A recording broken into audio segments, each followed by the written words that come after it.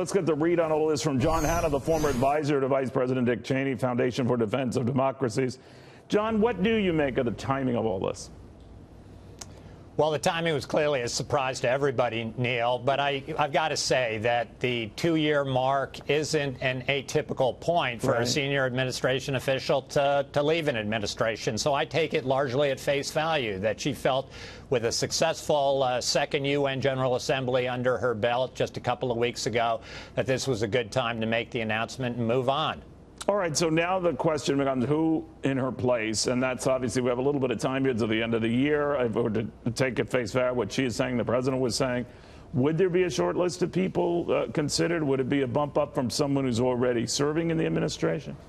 I think it could be any of those things. We're all speculating at this point in time. These are very big shoes to fill. I mean, she was incredibly effective in a very, very tough and challenging job. She did make it very high profile, and she was certainly the highest profile woman in this administration. So whether the president would like to replace her with somebody like Adina Powell, people hear about, who worked for his administration, as somebody he and his family trust, is certainly possible. But there are probably a long list of senators and former senators who might want to take their hand at this as well.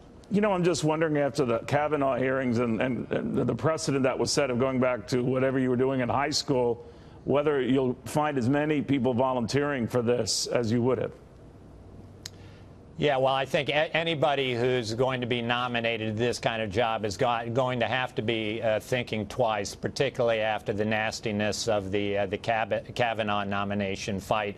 But I think there are still plenty of senior people out there with the credentials who are more than willing to serve. And like Ambassador Haley said, this was really the greatest honor of her life to be able to go into the anti-American viper's nest of the United Nations and defend and explain the interests and policies of the United States of America to the world. You know, John, much had been made of the fact that she had sometimes acrimonious relations with Rex Tillerson, the former Secretary of State, less so, we're told, with Mike Pompeo, that there might have been just some chafing of the fact that as UN ambassador, I'm not saying you sort of second fiddle to the Secretary of State post or other foreign policy posts within the administration. You do have very great public exposure, et cetera. But whether that came into play here, you know, whether it was having to toe a line by the likes of a John Bolton or a Mike Pompeo or this more in-your-face, aggressive foreign policy stance of this administration, or that suited her to a T?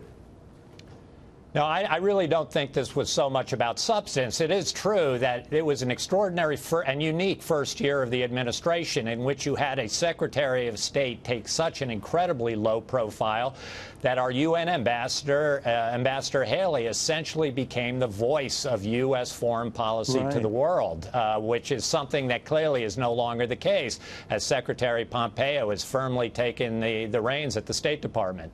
All right. Well said. John Hanna, thank you very, very much, my friend.